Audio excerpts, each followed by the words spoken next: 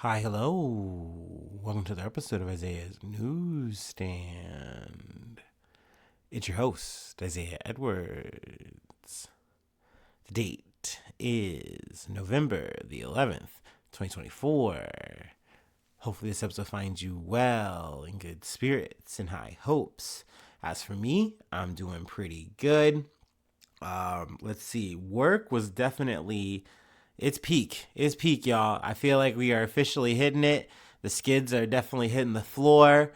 I feel like I was on also, hopefully you got that lasagna. Sorry, I'm just getting right into my work day. But yes, hopefully you got that lasagna. Hopefully today was very Garfield for you. As for me, my day was good. Just like I said, very hectic, very nonstop. Um, but we got through it. It was a move. It was some motion. Let's see here. I'm trying to think, is there anything else I wanted to report about the day specifically? Ooh, I will say I had a random craving for like the Haribo gummy bears. So after I went to the gym, I got some, and that was satisfying. I didn't eat them all, but it's gonna be like one of my little snackies for the week for sure. Let's see here. But speaking of food, we can actually just segue from that to the food corner. Excuse me, because I feel like I got an interesting one for today. But I guess before that, let me say I did like what did I do like Saturday night post the episode. I did wind up cutting my hair, so there you go. I'm back to being bald, so that's nice. Feels good, aerodynamic. Also, right before it gets like really cold, so that's nice. Granted, I'm sure I'm gonna cut my hair in like the middle of winter and be freezing, but that's for future me to worry about. But yeah, after I gotten all that done, I decided that it was time for me to cook another pizza. We doubled down on pizza for the weekend, but this was not quite like any of the other pizzas. Granted, y'all know I like to cook some weird ones. I think what was the last weird one we did was the curry pizza, the tikka masala. That one and the chicken, yeah, that was fun. That was interesting. What we did here was definitely a play on what you could get at CC's currently, for a limited time only. Not sponsored, by the way. A chicken and waffle pizza. And I did not feel like going to CC's and buying one. So I was like, I can just do bad all by myself.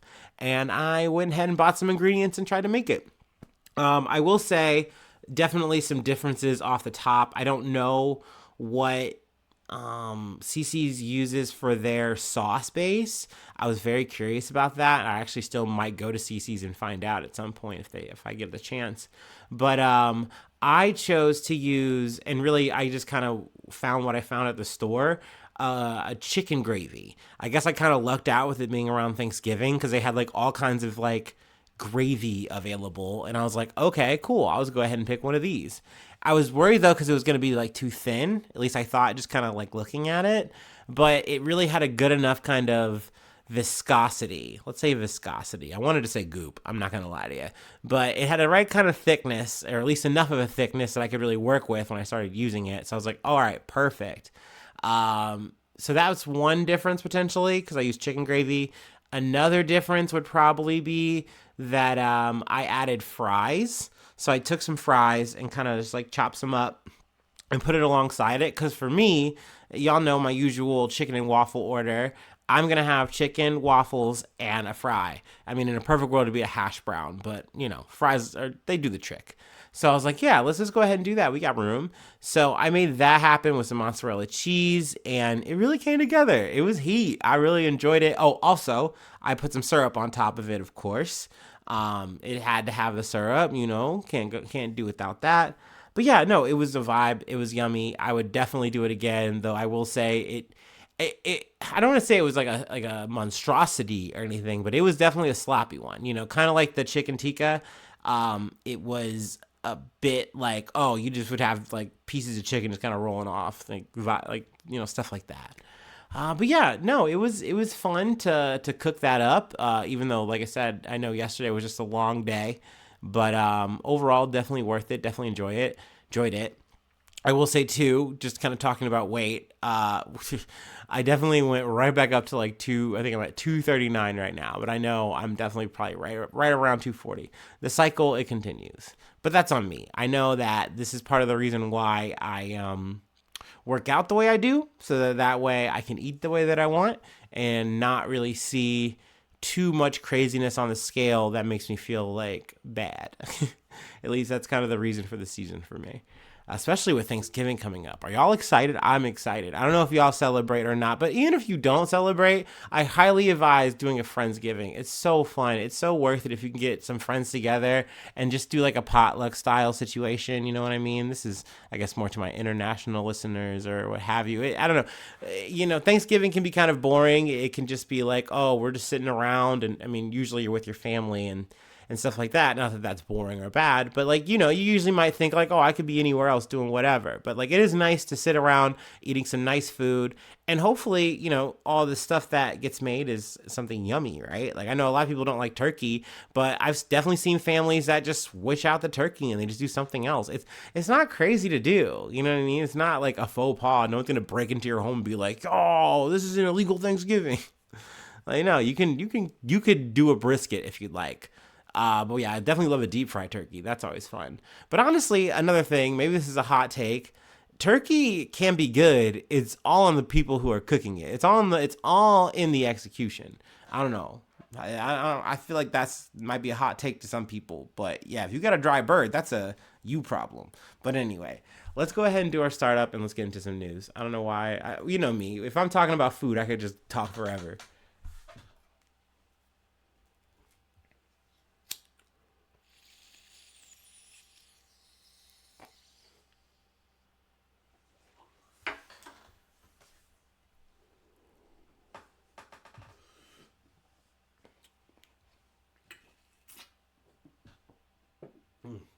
Also, a bit of side news before we get into the main shit. Um, News I'm definitely dragging or dodging is the Trump cabinet picks. Like he's already picked about I think like two or three people for his cabinet, and I'm just like, ugh, ugh, gross. I know Elise Stefanik. We've talked about her before, just in terms of like trying to get the college deans fired and shit because you're doing anti-Semitism and you're not stopping it. Blah blah blah blah blah. So good for her. I'm glad she fucking earned her nut. I'm glad it was worth it for her. Anyway, let's get to the news that I wanted to talk about. Let's see here. From Politico. After election losses, Japanese Prime Minister vows to step up reform. Japan's Prime Minister Shigeru Ishiba pledged to take tougher measures against misuse of political funds after he was reelected by Parliament Monday, following a major loss in the polls last month by his governing coalition. Ishiba's Liberal Democratic Party, which I always have to remind people is not a Democratic Party. They're a conservative party. They're just labeled that. It's always fun. It's very cute. And his junior partner, Kumito, I don't know why I said it like that, but it's Kumito, I think, together lost a majority in the 465-seat lower house, the more powerful of Japan's two-house parliament, in the October 27th election. The defeat was blamed on voter outrage over financial misconduct by his party. Now, to be honest with y'all, I don't know how this didn't fall down the pipe for me and I didn't see this part sooner. But I mean, that's a my bad, I guess. I guess I was just more focused on the up and coming election or things at hand or whatever. But that being said, I know we had talked about Shigeru Ishiba getting into power, taking over from, I believe, Fumio Kishida. And essentially, he said, okay, we are probably going to plan to have early elections. We're going to try to make that happen sooner, which was a controversial move. They're like, hey, man, we do like you, but we don't know if this is going to work out, yada, yada, yada. We've kind of talked about this kind of parliamentary politics before, like with the UK and whatnot. So I was like, okay, that's going to come and we'll talk about it. So it came, it went, and it looks like they definitely kind of took a shellacking. Let's go ahead and read a quote from Ishiba. We must remind ourselves of the basics of politics is for the people as we tackle political and party reforms, Ashiba said. He said he said that in response to the poor election results. We must be able to have empathy for the pain, sorrow, and anger of the people. A special parliamentary session convened Monday to pick a new leader, and a vote required within 30 days of a general election. Ashiba beat top opposition leader Yoshihiko Noda 221 to 160 in the first runoff in 30 years. In his second cabinet in just over a month, Ashiba reappointed most of its previous members, including Foreign Minister Takashi Iwaya. We're going to say Iwaya, and I'm sure I'm saying that confidently wrong. Defense Minister General, or Jin, I'm sorry, yeah, it's just Jin. I thought it was an abbreviation. Minister Jin Nakatani and Chief Cabinet Secretary Yoshimasa Hayashi. He replaced 3 ministers who lost seats or were affected by the election results. So yeah, I mean, it's not looking too good for his party, but at the same time, they seem to still have power. I always hate when this happens, where like clearly they lost, but they still were able to retain enough seats to still stay in power. So it's like essentially their power was just severely checked. So it's like, okay, cool, but they're still, I'm sure like as a person in that situation, you're not really going to feel like much is changing around. Like, even though it's like, hey, as a group of people, we came and we voted, like, no, you guys suck. Like, we want to see something else. But granted, I've looked through at least, 2 or 3 articles, and I really haven't seen much in terms of like what any of the other party is doing or bringing. Not that that's an indictment on them. That's more on my own stupidity and the fact that I haven't done the research. But hey, I mean, I'm still happy to see this conservative party at least take a hit, even though they're still top dogs. That happens. That's a part of it. But hey, that's at least a notch in the right direction, if you ask me. But hey, you take what you take. Let's see. Do I have anything else to really add here? Nah, we're gonna leave that. Move on to our next story from NBC News. FEMA employee fired after advising hurricane relief team not to visit Florida homes with Donald Trump signs. So, gotta say, this is another fucked up FEMA story, Granted, we don't cover a lot on here. At least I haven't covered a lot on here. But obviously, when I've referenced that, I'm talking about Hurricane Katrina. That was a fucking fucked up event that FEMA was a part of. Yeah, we have a new situation here. A federal emergency management agency employee, or FEMA, was fired after advising a survivor assistance team not to visit homes with yard signs that support President-elect Donald Trump during Hurricane Milton relief efforts in Florida last month. In a statement on Saturday, FEMA Administrator, I think it's Deanne Criswell, called the incident reprehensible. This is a clear violation of FEMA's core values and principles to help people regardless of their political affiliation, she said in a statement shared with NBC News. Criswell said FEMA's more than 22,000 employees are dedicated to helping those affected by disasters. I want to be clear to all my employees and the American people, this type of behavior and action will not be tolerated at FEMA, and we will hold people accountable if they violate these standards of conduct, Criswell said, adding that the employee in question was fired and the incident was referred to the Office of Special Counsel. Now, FEMA did not identify the employee, but this has sparked a big uproar. Federal Governor Ron DeSantis said he directed the state's Division of Emergency Management to launch an investigation into the federal government's targeted discrimination of Floridians who support Donald Trump. The blatant weaponization of government by partisan activities in the federal bureaucracy is yet another reason why the Biden-Harris administration is in its final days, DeSantis wrote on X.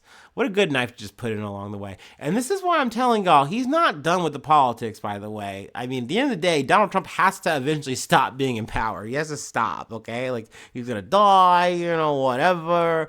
Or, obviously, God, praise the God, Emperor Trump, whatever. Don't come for me. But at the end of the day, it's the music's got to end. Now that doesn't mean that the conservatives are going to stop, but I mean, hey, it's either going to be someone like the heir apparent JD Vance, or maybe even someone like the old meatball might rise again. But I mean, yeah, he's got to get his jabs in. He's got to make his political points. But yeah, that being said, that aside, obviously it's very fucked up to make any kind of political affiliation a reason for not providing assistance, not doing your job as a disaster. What's the word? I guess a FEMA employee. That's the easier way to say it. It's crazy to say, oh, you guys, hey, as we go out there, if you see any Donald Trump signs, don't help those people. Granted, though, at least at a local level, I've seen the opposite where law enforcement has been told, hey, you can't go on Facebook and tell people, hey, if you have a Harris wall sign, we won't come and help you. Like, we won't give you assistance. Like, you're law enforcement. You have to do your job, period. And dude was like, oh, sorry, my bad. I was like blackout. I didn't know, man. I was like on some sleeping stuff. Like, I didn't even mean it. I'm so sorry that happened, that event that I wasn't there for, that I typed out and sent and hit post. My bad. That's on me. But that being said, it doesn't matter what side of the fence you're on. It doesn't matter, what you're doing. Especially if you're a government employee, you know what I'm saying? I mean, it should just be a flat out point blank period thing. I don't care if you're, a Trump supporter or you're not, you know what I mean? Whether you're red or blue, whatever. Like, when it comes to doing your job, just do your job, dude. Like, this is not, and I think that kind of runs with my general trend here in terms of like people who do like that protesty ass shit. Look, I love a protest. I love a thing that you're gonna do for a real thing, a real cause, and you're actually fucking organized for. But like, don't throw fucking soup on Warhols. That kind of shit doesn't do anything, and that's unrelated, of course. But the idea of a FEMA manager saying, hey, I'm going to stick it to Trump. I'm going to stick it to these evil people by not giving them assistance. No, you're the evil person in this conversation, dog, not them. Like, it doesn't matter what their fucking signage is. It doesn't matter who they're going to vote for. It matters you doing your job and doing the service, helping people in their time of crisis, their time of need. So, you know what I mean? Like, fuck the political shit. Fuck any of the other shit you feel about it. Whatever. Like, just do the fucking right thing there, dude. I don't know. That's crazy. Also, I gotta be honest too. I definitely don't feel good about them not revealing the identity. I understand, especially with the political climate being what it is and how Trump supporters can be. They will definitely try to find your ass. They will definitely try to send you some shit. But I mean, and not to say that people on the other side might not go crazy or do some weird shit. Needless to say, I just think it's kind of crazy to be like, oh yeah, we made sure that this isn't going to happen again. That person was reprimanded. They were fired. But like, who were they? You know what I mean? I definitely get wanting to know, the full, lowdown there, not to be, too meatball-like. But yeah, I mean, this was one of those things where I had kind of heard a bit of it, and then I heard like more of a full story today, and I was like, you know what? Let's go ahead and cover it. Let's go ahead and talk about it. Don't say I'm not fair and balanced, okay? You know what I mean? All right, I'm doing both sides. All right, maybe everybody does. No, I'm joking. Obviously, everybody does fucking matter. Don't be a fucking asshole. Don't be evil. All right, let's get back to our ape escape from NBC News. 24 more monkeys found after 43 escape from South Carolina research facility. So we got over half of them back. Here we go. An additional 24 monkeys believed to be among 43 that escaped a South Carolina research facility last week have been recovered. They're still alive. They're fine. They're actually in good health. And eyes are on a sizable group nearby, police said Sunday. Sunday's capture comes a day after the recovery of one of the rhesus macaques that escaped the Alpha Genesis Primate Research Center in the town of Yemassee, South Carolina. Or Yemassee? We're going to say Yemassee. We're in America. Yemassee, South Carolina. So apparently there was one monkey that was found, and then they found a big group of 24. So that's awesome. It's like over half of the monkeys. That's good. And it seems like they have a big cluster of them that have like bedded down in the area and the trees. So hopefully they can kind of lure them with some apples and get them back. But yeah, I haven't heard any dust ups, any problems with any of the people of South Carolina, so that's good. And haven't heard of any like bad stories or incidents with the macaques. So hopefully they all get recovered and they'll all be in good health. All right, let's take our last break and we will cover a wicked fail. Ooh, to get my water bottle open.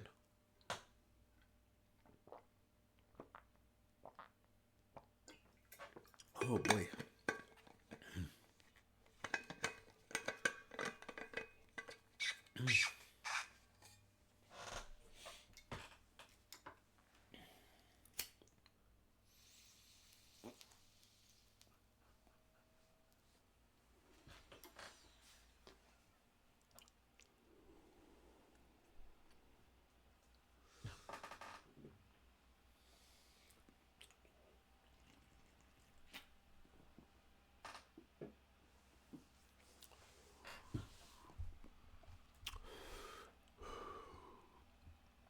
All right, from NPR. A wicked mistake. Mattel apologizes for printing a porn site on its doll packaging. So, big womp womp. The toy company Mattel is apologizing for a misprint on its doll packaging that sent unsuspecting Wicked fans to a pornographic website. Now, I don't know if you're familiar with Wicked. Wicked, if I'm not mistaken, is a prequel for like the Wizard of Oz stuff. It's very interesting. I will say the knowledge I'm pulling from is Kid Isaiah from I believe 8th grade in choir. My choir teacher was like kind of low key obsessed with Wicked, which is fair. I mean, it definitely sounded like it was awesome. It sounded like it was really like fun and cool and like a nice twist on the story. Like the Wicked Witch is actually not a baddie. She's just a baddie, She's just a little awkward and shy and finding herself type of thing. And I forget who the other Glinda, who Ariana Grande is playing, who's opposite of Cynthia Ervio's Elphaba. That's the first time I've ever heard her name. But yeah, essentially it's a whole play on that. It's a whole thing. It's very musical. It's very fun. It's very, very cool. But yeah, anyway, back to the crisis at hand. The company's Wicked fashion dolls are among the many brand collaborations, including makeup, shoes, luggage, drinkware, and mac and cheese. How do you have Wicked mac and cheese? Granted, I say this as a Cincinnatian, and we just tried to sell some spooky what is it, like a spooky three-way at Skyline. Essentially it's chili, the chili sauce that we have. It's kind of a little weird to say it's chili. I feel like a little suspect talking to an international potential audience. But chili spaghetti. And what's spooky about it? Well, they dyed the pasta orange, you see, and we also will do that, make it green for St. Patrick's Day. That's a whole other thing. But yeah, I don't know how you make mac and cheese wicked. I don't know how you do that. I don't know how it gets all like that, but I don't know. I mean, if you've had the wicked mac and cheese, let me know. But hopefully you didn't get diverted, or hopefully you didn't have a child look this up, because it'll send you to the wrong site potentially. At least it was for a moment, at least from the packaging. The packaging had it as like wicked.com when it's supposed to be wickedmovies.com. So that's a big difference. Like, I'm looking at this package. It's got Galinda. It's got Ariana Grande on here. She's smiling. But yeah, you look at it. It's got www.wicked.com. And that's not where you're supposed to go. It's supposed to be, Wicked Movies. It's Wicked. Like, I believe, I don't know if you have to put the capital there, but it's Wicked. And it's a capital W, capital M, and then .com. So that's a bit of an oopsie-daisy, but it does look like they fixed it, and you aren't going to the not safe for work website, so that's good. But some purchasers, however, are trying to make Mattel's loss their gain. Multiple sellers have listed the toys on eBay for as much as $500, some advertising rare URL error misprint. Which is a considerable markup for the dolls, which retail for under $40. So, I mean, hey, get your bag. We live in a capitalist society. So, if this is what's going to rise your boat, you make your move. But yeah, obviously, unfortunate if a child had to learn about the birds and the bees in a weird way, just because they really liked Wicked and they really liked singing the songs. But yeah, definitely a bit of a faux pas that I wanted to go ahead and yap about to close out for the day. But yeah, we'll go ahead and leave it there for the episode. Let's see. If you'd like to help out, support the effort, I do have a Patreon. Patreon.com/Isaiah News. If you'd like to become a newsie today, shout you out, plug a project if you'd like. Feel free to follow me or me or the podcast on any of the socials. Let's see, email isaiahnews1@gmail.com. Getting a little backwards there. Please subscribe to the YouTube. Really helps out a lot there, and it's free. Leave a like, leave a comment. Sharing is caring. And thanks so much for tuning in. Thanks so much for being a friend. And hopefully I see you soon for some more good news. I love ya. Bye-bye. Mwah.